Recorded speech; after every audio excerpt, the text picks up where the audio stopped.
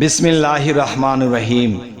হে সমস্ত জগতবাসী, হে সমস্ত তরিকতপন্থী, আজ আমি শামীম আলী চিশতি আপনাদের সামনে যে আলোচনাটি নিয়ে হাজির হলাম, সেই আলোচনাটি অবশ্যই খেয়াল করে শুনবেন। আজকের আলোচনাটি এমনই হবে যে এই আলোচনা অনুসারে যদি আমরা চলতে পারি, বলতে পারি, আমরা সমস্ত কিছু কাজ চালাই, তাহলে দেখা যায় আমরা এই পৃথিবীতে বেঁচে থাকা অবস্থাতেই আপনার মুখের বাক্য ফলে যাবে, আপনি মুখে যা বলবেন তা হয়ে যাবে।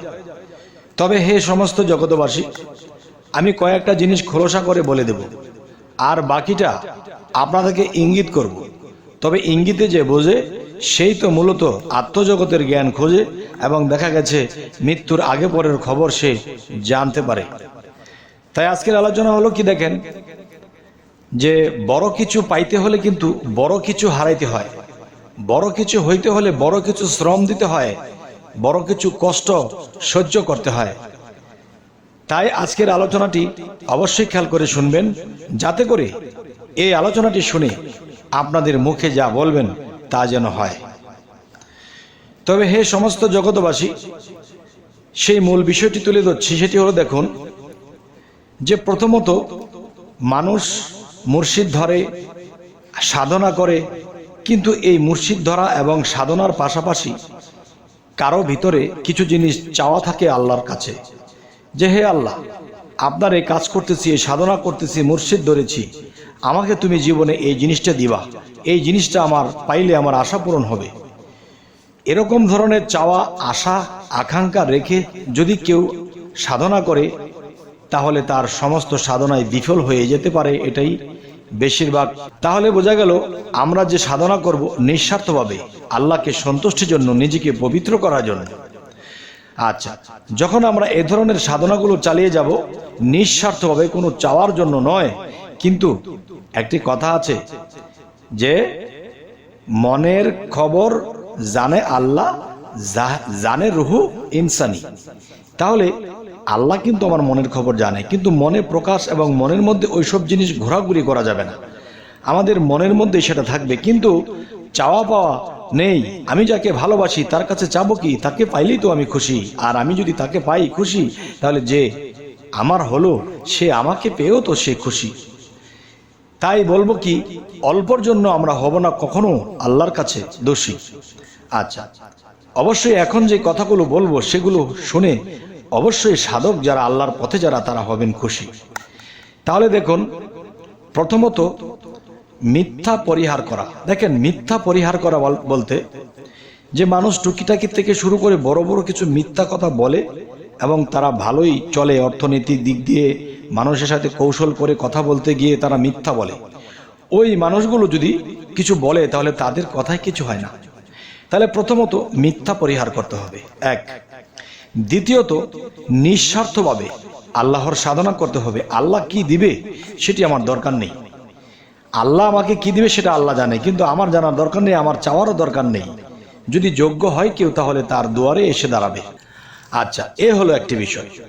তো আরো একটি বিষয় কি, যে সেই মানুষটি মুখের মধ্যে যে কথা, দেখা যায় মানুষ কথা বলে, প্রচুর পরিমাণে কথা বলে, যে যেটা দরকার নেই সেটাও বলে, যে একটা দুইটা কথা বললে ফয়সালা হয়ে যায়, এখানে 10টা কথা বলে, বেশি বেশি কথা বলে, চেঁচামেচি করে, বিভিন্ন সমস্যা এরকম পাওয়া যায়। অতিরিক্ত কথা যারা বলে এবং সেই কথার ছলে অনেক মিথ্যা বের হয়ে যায়, আবার এই কথা বিশ্বাস করে কারো ক্ষতি হয়ে যায়, তখন কিন্তু আমার মুখের বাক্য কখনোই শুদ্ধ হবে না। আচ্ছা, তাহলে প্রথমত কাজ হবে কি, মুর্শিদ ধরার পাশাপাশি, সাধনার পাশাপাশি মিথ্যা ছাড়তে তো হবে।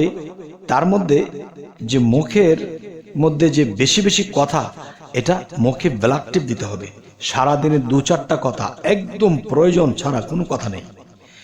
আর সর্বদা কালবের মধ্যে জিকির থাকবে, আর আপনার হাতে পায়ে ফিকির থাকবে। কর্ম করবেন, প্রত্যেকটা কাইকে আল্লাহ জিকির, বসে থাকলে দমের সাথে জিকির, এবং যেদিকে তাকাই সেদিকেই যেন সেই রূপ দেখতে পাই। আচ্ছা, তো এরকম ভাব যদি কারোর মধ্যে থাকে এবং কথাকে ত্যাগ করে দেয়, যে একজনকে ডাকতে হবে ডেকেছি, বলতে হবে বসো খাও, মানে এর বেশি কোনো কথার দরকার নেই।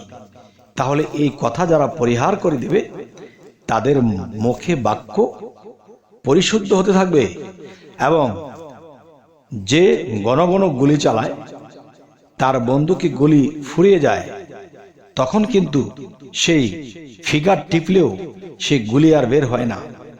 ঠিক মানুষ যখন অতিরিক্ত বেশি কথা বলে, তখন কিছু কিছু কথার সাথে তার কথার যে পাওয়ার সেটি নষ্ট হয়ে যায়,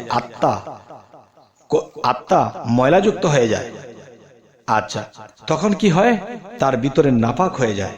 তখন সেই নাপাকির মধ্যে সেই পবিত্র যে কথা, যে কথাটি বললে সাথে সাথে হয়ে যাবে, সেটা আর হয় না। তাই প্রথমত বলবো, কথা 10 ভাগের মধ্যে একেবারে কথা বলতে বলতে 10 ভাগের মধ্যে 2 ভাগের মধ্যে নিয়ে আসতে হবে। আচ্ছা, তাহলে 2 ভাগ কথা বললে এক হিসাবে মানুষটি কথা বলেই না, এরকমই হবে। আচ্ছা, আরেকটি কথা বলবো, হযরত আলীর বাণীতে একটি কথা বলেছিলেন যে দেখো, তুমি যদি মূর্খ হও, অজ্ঞানী হও, আর তুমি যদি চুপ থাকো এবং কথা খুবই কম বলো, তখন একটি মানুষ তোমাকে জ্ঞানী ভাববে। আর যদি তুমি অনেক জ্ঞানী হও আর যদি কথা বেশি বলো, তাহলে তোমাকে সেই মানুষেরা জ্ঞানী বলবে না, অজ্ঞানীই বলবে, কারণ বেশি কথা বলে। তাই আমি বলবো, হে সমস্ত জগতবাসী, যে আল্লাহর কাছেও সেই মানুষগুলো এরকম যে অন্তরে হৃদয়ে সবসময় তার জিকির করতেছে, কিন্তু কথা মুখে কম বলছে, কিন্তু ভিতরে তার জিকিরের ধ্বনি সে চালিয়ে যাচ্ছে। তখন কি হয়? তখন সেই কাল্প তার পবিত্র হয়ে যায়, তার মুখের বাক্য পবিত্র হয়ে যায়। তখন এমনভাবে থাকতে থাকতে থাকতে থাকতে এমন হয়ে যায়, এই লোকটি একদিন রাটারের মতো হয়ে যায়। রাটার কি? যে কোনো মানুষ আপনাকে আকর্ষণ করবে এবং আপনার কাছে এসে বসবে। লোকটি দেখতে যেরকম সুন্দর, এরকম তার ব্যবহার, এরকম তার গভীরতা। তখন সেই মানুষেরা আপনার কাছে এসে তারা আল্লাহর সঠিক পথ পাবে। তবে হে সমস্ত জগতবাসী, আজকে আপনাদের সামনে কেন এই আলোচনাটি করলাম? দেখেন, মানুষ অনেক সাধনা করে, অনেক সাধনা করার পরেও মুখের দোষে হারিয়ে ফেলে অনেক কিছু। যেমন একটি কথা আছে যে কথায় সাপ, কথায় পাপ, কথায় মাপ। তাহলে এই কয়টা ধাপ যদি ঠিক রাখতে হয়, তাহলে আমাদের কথা কমিয়ে, মিথ্যা কমিয়ে, সাধন বাড়িয়ে, এবং দেখা যায় ভিতরে জিকিরের ধ্বনি বাড়িয়ে দিতে হবে। তখনই অবশ্যই অবশ্যই আপনার মুখে তখন যেই কথা বের হবে আর সেটাই ফলে যাবে। তখন মনে করতে হবে, দেখেন আল্লাহ কিন্তু একটি কথা বলেছে যে কোরআনের এই যে একটি বাণী, সেটি হলো, দেখুন, যে নিজেকে পবিত্র করলো সেই সফল কাম, যে নিজেকে পবিত্র করলো সেই সফল কাম। এই যে কথাটি বলেছে, সেই পবিত্রতা এটাই যে যার কাল পরিষ্কার হয়েছে, যার বাক্য পরিষ্কার হয়েছে, এবং যার দৃষ্টি পরিষ্কার হয়েছে, তার আত্মা পরিষ্কার হয়েছে, সেই পবিত্র স্থানে আল্লাহ আসে। আল্লাহ এসে তার মুখ দিয়ে কথা বলে যায়, সুবহানাল্লাহ। তখন আপনি বলেন, আল্লাহ যা কিছু বলে তাই কিন্তু হয়ে যায়। এবং একজন মানুষ যখন নিজেকে পবিত্র করে ফেলে, তখন তার মুখে কিন্তু আল্লাহর পাওয়ার, আল্লাহর গুণ কাজ করে। তখন সেই ব্যক্তির মুখে যা কিছু বলে তাই দেখি ফলে। আচ্ছা, এমনও দেখা যায়, কেউ বলেছে যে বাবারে, আমার প্রতি বছর দেখা যায় একটি করে মেয়ে সন্তান হয়, ছেলে সন্তান হয় না। আমি খুব কষ্টে আছি, একটা ছেলের প্রয়োজন। যাও যাও, তোমার স্ত্রীর গর্ভে এবার ছেলে সন্তান আছে। বাহ, 3-4 মাস পরে খবর পেল একটি ছেলে সন্তান হয়েছে। তিনি কি করে বলল? তাহলে বোঝা গেল কি? বাক্য মুখে যা বলবে তাই হবে। যে একজন এসেছে, বাবারে আমি তো ওই কাজটি করতে পারতেছি না, না করলে আমার সংসারটা পথে বসে যাবে, ছেলে মেয়ে নিয়ে খুব কষ্টে আছি। আচ্ছা বাবা, যাও তুমি এই কাজটি করো, হয়ে যাবে। হ্যাঁ, 3-4 দিনের মধ্যে হয়ে গেছে। 6 মাসের মধ্যে যেটা পারতেছে না, 3 দিনের মধ্যে সেটা হয়ে গেছে। তার পায়ে এসে সালাম করতেছে। তাহলে বোঝা গেল কি?